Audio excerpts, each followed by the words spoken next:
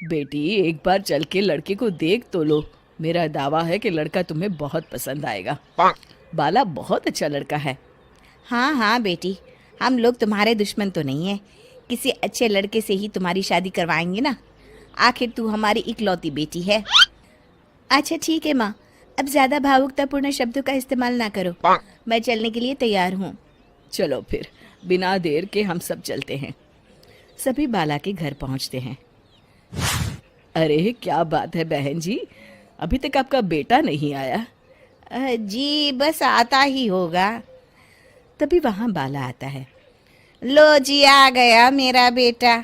ये लोग तुझे देखने आए हैं और ये इनकी बेटी नम्रता है। बाला के सर पर बिल्कुल बाल नहीं होते। ये देख नम्रता और उसके परिवार वालों की आंखें फटी की फटी रह जाती है। ये तो टकला है। हे भगवान, माँ पिताजी, आप दोनों एक टकले से मेरी शादी करवाने वाले थे। अरे ये तो पूरा उजड़ा चमन है।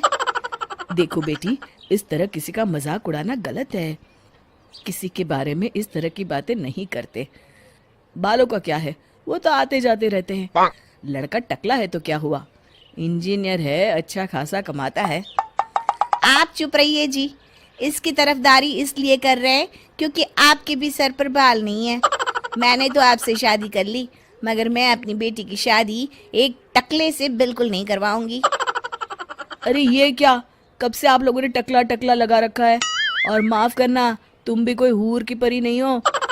तुम लोग मेरे घर में आकर मेरी ही बेइज्जती कर रहे हो। निकल जाओ यहाँ से।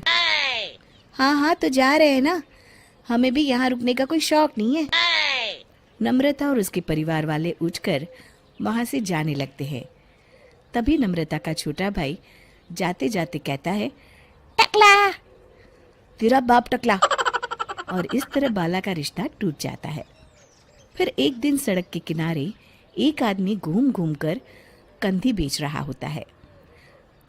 कंधी ले लो, कंधी, एक से बढ़िया एक कंघी ले लो, नए जमाने की कंघी ले लो।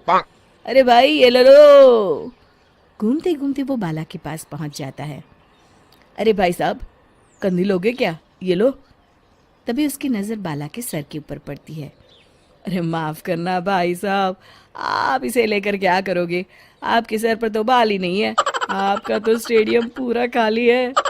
चलता हूँ, कंधी ले लो, कंधी ले लो। कंधी वाले की बातें सुनकर बाला को बुरा लगता है।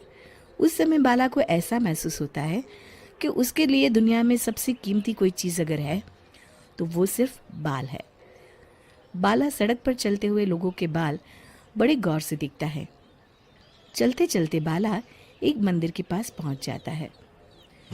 हे भगवान, तुमने ये मेरे साथ क्या किया? थोड़े से बाल अगर मुझे दे देते तो तुम्हारा क्या चला जाता? सारी दुनिया मेरा मजाक उड़ाती है। अरे भाई, आज पहला इंसान देख रहा हूँ जो मंदिर आकर भगवान से अपने लिए बाल मांग रहा है। बेटा, भगवान ने तुम्हें सब कुछ तो दिया है। अच्छी सेहत है, अच्छी नौकरी है। लगता है तुम्हारी तबीयत ठीक नहीं है। घर जाओ, सब ठीक हो जाएगा। बाला वहाँ से चला जाता है। घर पहुंचकर बाला खाना खाता है और अपने कमरे में सोने के लिए चला जाता है। फिर सुबह जब बाला सोकर उठता है तो आईने के सामने अपने आप को देखकर हैरान हो जाता है। बाला के सर पर एकदम घने बाल आ जाते हैं। बाला खुशी से झूम उठता है। अरे ये तो चमत्कार हो गया, मेरे सर पर बाल आ गए। लेकिन ये हुआ कैसे? दोस्तों, अगर आप इस कहानी का दूसरा भाग देखना चाहते हैं तो हमें कमेंट करके ज़रूर बताएं।